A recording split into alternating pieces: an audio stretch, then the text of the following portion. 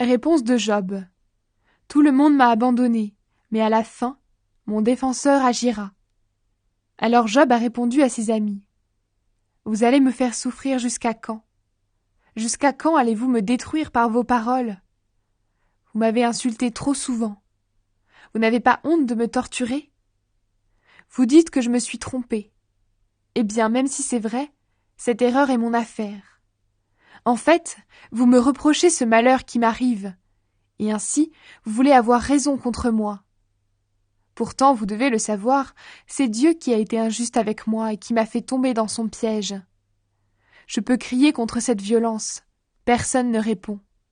J'appelle au secours, personne ne me fait justice. Dieu me barre la route pour m'empêcher de passer. Il me laisse dans la nuit. Il m'a enlevé mon honneur. Il m'a retiré ce qui me rendait fier. Il me démolit complètement. J'ai déjà un pied dans la tombe. Il a arraché tout mon espoir comme on arrache les racines d'un arbre. Il brûle de colère contre moi. Il me considère comme son ennemi. Ces bandes de tueurs viennent toutes ensemble. Elles arrivent jusqu'à moi et s'installent autour de ma tente pour m'attaquer. Mes parents, Dieu les a éloignés de moi.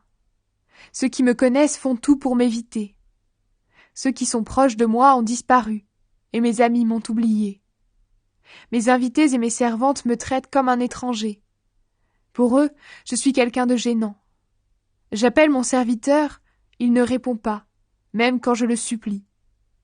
Ma femme ne supporte plus mon odeur, et je dégoûte mes propres frères.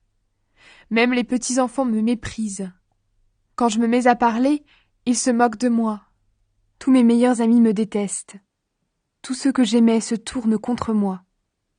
Je n'ai plus que la peau et les os, et je suis presque mort. Ayez pitié de moi. Ayez pitié de moi, vous, mes amis. Oui, la main de Dieu m'a frappé. Vous me faites souffrir comme Dieu. Pourquoi donc? Est-ce que vous n'êtes pas fatigué de me démolir? Je voudrais qu'on mette mes paroles par écrit, qu'on les inscrive dans un livre. Si seulement on pouvait les graver dans la pierre pour toujours, avec un ciseau en fer et une pointe de plomb. Moi, je le sais, mon défenseur est vivant, et à la fin il se dressera sur la terre. Après que ma peau sera détruite, moi-même en personne, je verrai Dieu. Oui, je le verrai moi-même de mes yeux, c'est moi qui le verrai et non un autre. Que ce moment arrive vite, je brûle d'impatience. Vous vous demandez peut-être, comment poursuivre Job? Qu'est-ce que nous allons bien trouver pour lui faire un procès? Eh bien, tremblez de peur, vous mourrez par l'épée. En effet, vous méritez la mort en me poursuivant de cette manière. Vous devez le savoir, c'est Dieu qui vous jugera. Sophar parle à Job. Le bonheur des gens mauvais ne dure pas. Sophar de Nahama a pris la parole. Il a dit à Job, « Plus je réfléchis, plus j'ai envie de répondre. Et je perds patience en entendant des reproches qui sont des insultes. Mais mon intelligence me souffle une réponse. Depuis toujours, depuis que l'être humain a été mis sur la terre, la victoire de ceux qui font du mal dure peu de temps. La joie des gens mauvais est courte.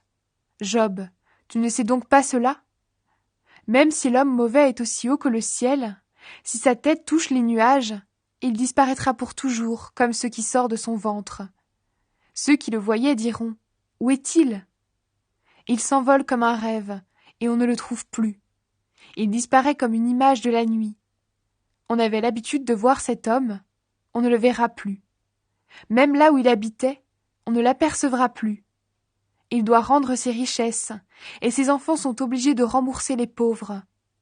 Il était fort comme un jeune homme, mais sa force se couche avec lui dans la tombe. Dans la bouche de l'homme mauvais, le mal est comme une chose sucrée.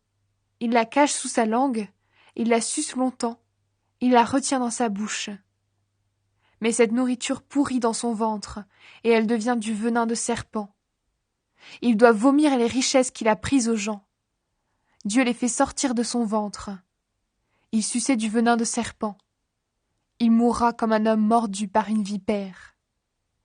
L'homme mauvais ne goûtera plus les ruisseaux de miel, les fleuves, les torrents de crème de lait. il rendra tout ce qu'il a gagné avant de l'utiliser. Il ne pourra pas profiter des bénéfices obtenus grâce à son commerce. Pourquoi ? Parce qu'il a écrasé les pauvres par l'injustice. Il les a abandonnés. Il a pris leur maison au lieu de s'en bâtir une. Il en voulait toujours plus. C'est pourquoi il ne pourra sauver aucun de ses trésors. Son appétit était immense.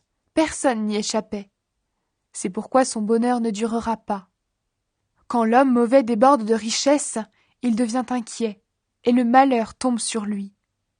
Quand il est en train de se remplir le ventre, Dieu va lâcher contre lui sa violente colère. Elle va pleuvoir sur lui. Ce sera sa nourriture. S'il fuit l'épée de l'ennemi, une pointe de bronze le transperce. Il arrache cette flèche qui sort de son dos, et il retire de son foie l'arme pointue qui brille. La peur de mourir le saisit aussitôt. Ce qui attend l'homme mauvais, c'est la nuit. Un feu que personne n'a allumé le dévore. Il brûle ce qui reste dans sa tente. Le ciel découvre tout le mal que cet homme a fait. La terre se dresse contre lui. Une inondation emporte ses biens, le jour où Dieu laisse éclater sa colère. Voilà le sort que Dieu réserve aux gens mauvais, la part qu'il prépare pour eux. Réponse de Job. Les gens mauvais échappent au malheur. Alors Job a répondu à ses amis. Écoutez bien ce que j'ai à dire. C'est de cette façon que vous me consolerez. Acceptez que je parle à mon tour. Quand j'aurai fini, tu pourras te moquer de moi, Sophar. Moi, est-ce que je me plains d'un être humain? Est-ce que je perds patience sans raison? Regardez-moi bien, vous serez très surpris, et la main sur la bouche, vous vous tairez. Moi-même, quand je réfléchis à ce qui m'arrive, je suis effrayée et je tremble de peur. Pourquoi est-ce que les gens mauvais restent en vie? Pourquoi ont-ils toujours plus de pouvoir en vieillissant? Auprès d'eux, et en même temps qu'eux, leurs enfants prennent de l'assurance.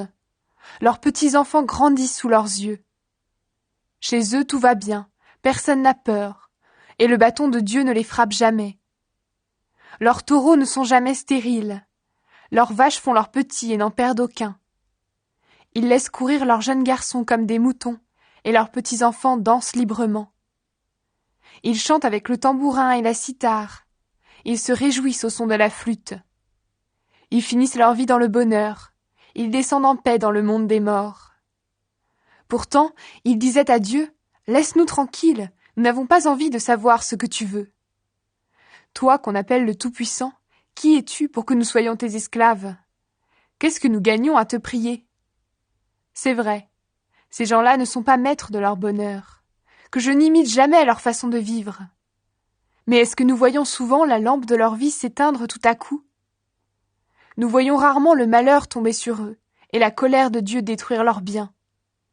Sont-ils souvent comme la paille emportée par le vent, comme l'herbe sèche balayée par la tornade? Or vous, vous dites, ces gens-là, Dieu les punit en punissant leurs enfants. Il devrait plutôt les punir eux-mêmes, ainsi ils comprendraient. Il faut que les gens mauvais voient eux-mêmes leur malheur, qu'ils ressentent la colère du Tout-Puissant.